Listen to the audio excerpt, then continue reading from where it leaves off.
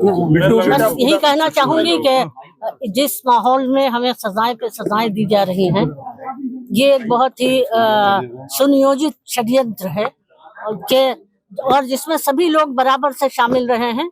यहाँ तक कि पुलिस प्रशासन, सरकार और मुझे मीडिया से भी शिकायत है कि उन्होंने कभी सच्चाई को सामने लाने की कोशिश नहीं की। जिस मुकदमे में हमें सजा दी गई है उसमें भी हमने कितने सारे एविडेंस मौजूद हैं। यहाँ तक कि मैं गवर्नमेंट सर्वेंट थी, सरकारी नौकर थी, मेरी मैटरनिटी लीव मौजूद है जिसे कि नजरअंदाज किया गया।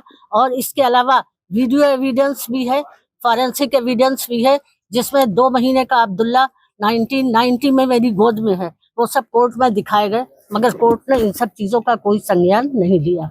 अब यहाँ पर मैं एक बात और भी कहना चाहूंगी कि इस बारे में अगर आपको तफसील देखनी है तो 16 अप्रैल के अखबार में 21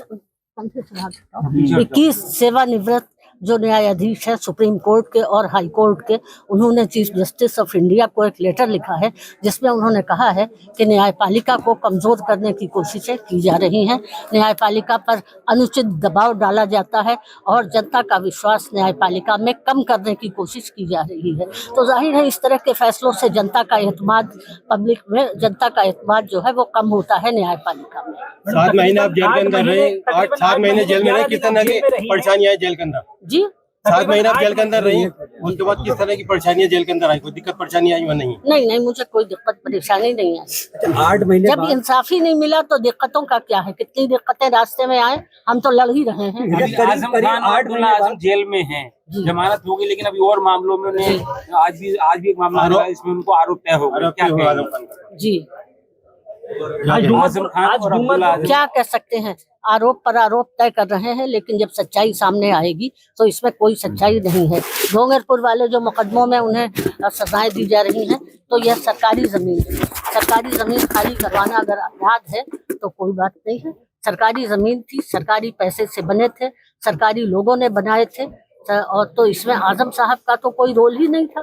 2024 के चुनाव को किस रूप में देखती है? इंडिया गठबंधन जो है वो बराबर कह रहा है कि संविधान बदल देगी, सरकार आएगी, तो आप देखिए ये एक तरह से संविधान को नुकसान पहुंचाना ही है। संविधान में एक निष्पक्ष न्यायपालिका की व्यवस्था की गई है कि न्यायपालिका निष्पक्ष होगी, स्वतंत्र होगी, लेकिन न्यायपालिका जो है जाहिर है कि वो निष्पक्ष नहीं है।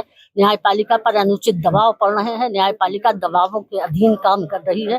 तो ये एक तरह से संविधान को ही कमजोर कर, न्यायपालिका कमजोर होगी तो हमारा संविधान भी कमजोर होगा।